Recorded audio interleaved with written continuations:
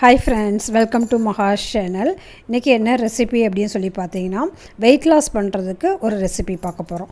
So phulka அப்படிங்கிறது இந்த மாதிரி தான் நெருப்புலேயே அப்படியே வந்து டேரெக்டாக ஃப்ளேமில் வச்சு சுடுறது தான் வந்து ஃபுல்கா. இது வந்து வெயிட் லாஸ் சமயத்தில் சாப்பிட்ற ஒரு ரெசிபி.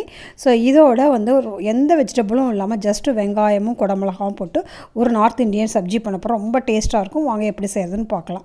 ஃபஸ்ட்டு அதுக்கு வந்து ஒரு கடாயில் வந்து நம்ம வந்து எண்ணெய் போட்டுக்கோங்க. வெயிட் லாஸ் சமயத்தில் முக்கியமாக வந்து நல்லெண்ணெய் யூஸ் பண்ணுறது நல்லது. ஸோ அதில் வந்து ஃபஸ்ட்டு ஒரு வெங்காயம், பெரிய வெங்காயம் வந்து போட்டுக்கலாம். பெரிய வெங்காயம் நல்லா வந்து வதக்கணும். அதாவது வந்து ரொம்ப வந்து வதக்கணும்னு அவசியம் இல்லை. ஓரளவுக்கு ஒரு 50% வதக்கினா போதும்.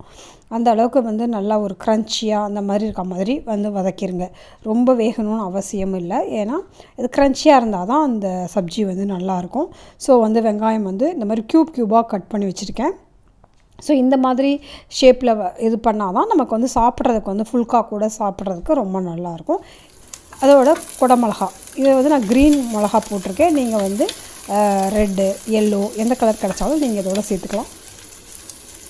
இதோட வேறு வெஜிடபிள்ஸ் ஆட் பண்ணலாமான்னா கண்டிப்பாக நீங்கள் வந்து ப்ரொக்கோலியை ஆட் பண்ணிக்கலாம். பேபிகார்ன் இருந்தால் பேபிகார்ன் கூட ஆட் பண்ணிக்கலாம். ஸோ இது வந்துட்டுருக்கப்போ, அதை வதக்கிட்டுருக்கப்போ நம்ம வந்து ஒரு மிக்ஸி ஜாரில் ஒரே ஒரு வெங்காயமும் ஒரே ஒரு தக்காளி, ரொம்ப வேண்டாம், இந்த கிரேவிக்கு வந்து ரொம்ப வெங்காயம் தக்காளிலாம் நிறைய யூஸ் பண்ணக்கூடாது. ஜஸ்ட்டு ஒரே ஒரு பெரிய வெங்காயம், ஒரே ஒரு தக்காளி வந்து நான் வந்து ஃபைன் பேஸ்ட்டாக வந்து மிக்ஸி ஜாரில் போட்டு அரைச்சிக்கிறேன். ஸோ இது ரொம்ப டேஸ்டியாக இருக்குங்க. குழந்தைங்களுக்கு கூட செஞ்சு கொடுங்க. ரொம்ப டேஸ்டியாக இருக்கும். டிஃபன் பாக்ஸில் கூட வச்சு கொடுக்கலாம். லன்ச் டைமில் ரொம்ப நல்லாயிருக்கும் இது. ஸோ இது வதங்கின அந்த வெங்காயமும் குடமிளகாவையும் எடுத்து வேறு ஒரு பிளேட்டில் வந்து ட்ரான்ஸ்ஃபர் பண்ணிக்கலாம். அதே வானலில் திருப்பி நம்ம வந்து அரைச்சிருக்கோம் இல்லையா, அதை வந்து நம்ம வந்து சேர்க்க போகிறோம். ரொம்ப வந்து குக் பண்ணாமல் லைட்டாக வந்து ஹாஃப் குக்லேயே வந்து வெங்காயத்தையும் குடமிளகாவையும் இந்த மாதிரி எடுத்து வச்சுக்கோங்க. ஸோ திருப்பி அதே இதில் வந்து கொஞ்சமாக எண்ணெய் போட்டுக்கலாம். எண்ணெய் போட்டுட்டு இப்போ வந்து இதில் வந்து நம்ம ஜிஞ்சர் கார்லிக் பேஸ்ட்டு வந்து சேர்க்குறோம். ஒரு ஸ்பூன் வந்து நீங்கள் ஜிஞ்சர் கார்லிக் பேஸ்ட்டு வந்து சேர்த்துக்கோங்க. ஸோ அது வந்து நல்லா வந்து நம்ம வந்து எண்ணெய் போட்டு நல்லா வதக்கிடணும். அந்த பச்சை வாசனைலாம் போகிற அளவுக்கு வந்து நல்லா வதக்கிடுங்க. ஸோ ஜிஞ்சர் கார்லிக் பேஸ்ட்டு வந்து நல்லா வதங்கினதுக்கப்புறம் நம்ம வந்து வெங்காயமும் தக்காளியும் வந்து அரைச்சி வச்சுருக்கோம் இல்லையா, ஸோ அதை வந்து அப்படியே டைரெக்டாக வந்து நம்ம இதில் சேர்க்க போகிறோம். ஸோ இது வந்து ஒரே ஒரு வரமிளகா வந்து போட்டுக்கலாம். அது எதுக்குன்னா சும்மா மேலே வந்து ஒரு ரொம்ப உடச்சி போட்டோம்னா காரம் வரும். நம்ம காரத்துக்காக போடலை, ஜஸ்ட்டு வந்து ஒரு ஃப்ளேவருக்காக, வரமிளகாவோட ஃப்ளேவருக்காக நம்ம அதை போடுறோம். ஸோ வெங்காயமும் தக்காளியும் போட்டு நல்லா வதக்கிக்கலாம். ஸோ வதக்கிக்கிறப்போ வந்து இது நல்லா வதங்குற டைம்லேயே நம்ம இதுக்கு தேவையான மசாலா வந்து ரெடி பண்ணிக்கலாம். இதுதான் இந்த மசாலாவுக்கு வந்து ரொம்ப இம்பார்ட்டண்ட்டான, அந்த ரெசிபிக்கே ரொம்ப முக்கியமான மசாலா இதுதான். தனியாத்தூள், அதாவது கொத்தமல்லி தூள் வந்து நம்ம வந்து ஒரு ஸ்பூன் வந்து எடுத்துக்கலாம். அதுக்கப்புறம் மஞ்சள் தூள் வந்து ஒரு அரை ஸ்பூன் எடுத்துக்கலாம். அதுக்கப்புறம் வந்து மிளகாய் தூள் வந்து நான் வந்து காஷ்மீரி மிர்ச்சி யூஸ் பண்ணுறேன். நீங்கள் நார்மல் மிர்ச்சி இருந்துச்சுன்னா இன்னும் கூட கொஞ்சமாக வந்து அதிகப்படுத்திக்கோங்க. காஷ்மீரி மிர்ச்சி நிறைய நமக்கு இது இருக்கும் அப்படிங்கிறனால நான் வந்து கம்மியாக வந்து யூஸ் பண்ணியிருக்கேன். ஸோ அடுத்து வந்து ஜீரகத்தூள் ஒரு ஸ்பூனு.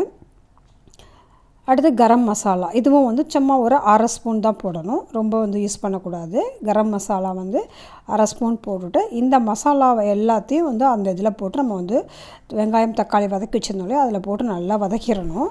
ஸோ வதக்கிட்டிங்கன்னா பார்த்திங்கன்னா இந்த மாதிரி ஆகிடும். வதங்கினா இந்த கடாயில் வந்து ஒரு ஸ்பூன் வந்து அதாவது வந்து தயிர் சேர்த்துக்கிறேன் நான்.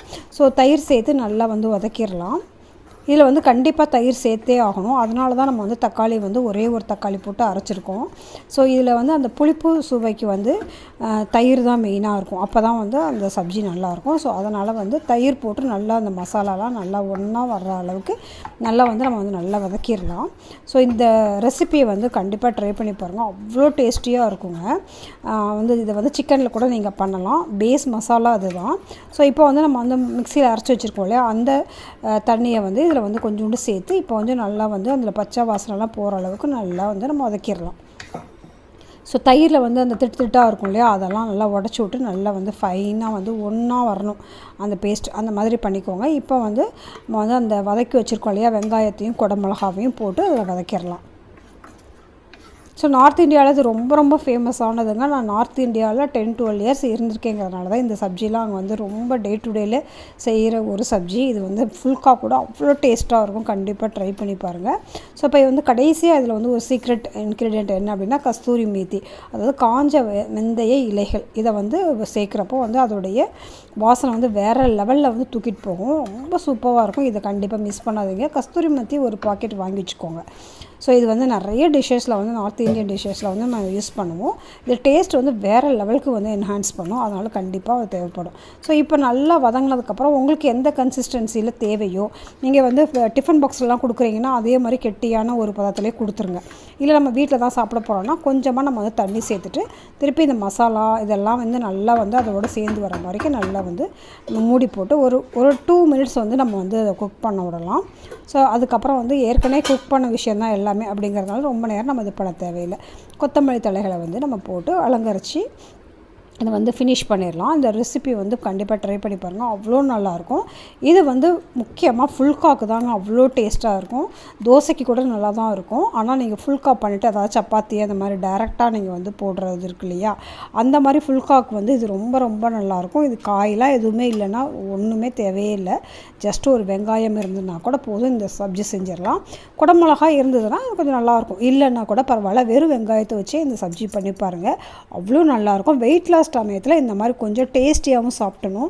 அப்போ தான் வந்து நம்ம அந்த சாட்டிஸ்ஃபேக்ஷன் கிடைக்கும். நம்ம வந்து அப்படியே மண்ணாட சாப்பிட்டோம்னா நம்ம வந்து கிரேவிங் அதிகமாகி ஏதாவது தேவையில்லாத சாப்பிட்ருவோம். அதனால் இந்த மாதிரி கொஞ்சம் நாக்குக்கு சுவையாக இருக்கிறதையும் அப்பப்போ சாப்பிடணும். ஸோ அதனால் வெயிட் லாஸ் ரெசிபீஸ்க்கு டேஸ்டியாக சமைக்கிறது ரொம்ப ரொம்ப முக்கியம். ஸோ இந்த மாதிரி டேஸ்டியான சமையலை பார்க்கணும் அப்படின்னா நம்ம சேனலை சப்ஸ்கிரைப் பண்ணி வச்சுக்கோங்க. சப்ஸ்கிரைப் பண்ணிட்டு பெல் பட்டனையும் அழுத்திக்கோங்க. ஆல் அப்படிங்கிறது செலக்ட் பண்ணிக்கோங்க. ஸோ தட் நான் வீடியோ போடுறப்போலாம் உங்களுக்கு நோட்டிஃபிகேஷன் கிடைக்கும். நார்த் இந்தியன் ரெசிபி நிறைய நம்ம சேனலில் போட போகிறேன். அதுக்கு நம்ம சேனலை சப்ஸ்கிரைப் பண்ணி வச்சுக்கோங்க. பாய். நெக்ஸ்ட் வீடியோவில் பார்க்கலாம்.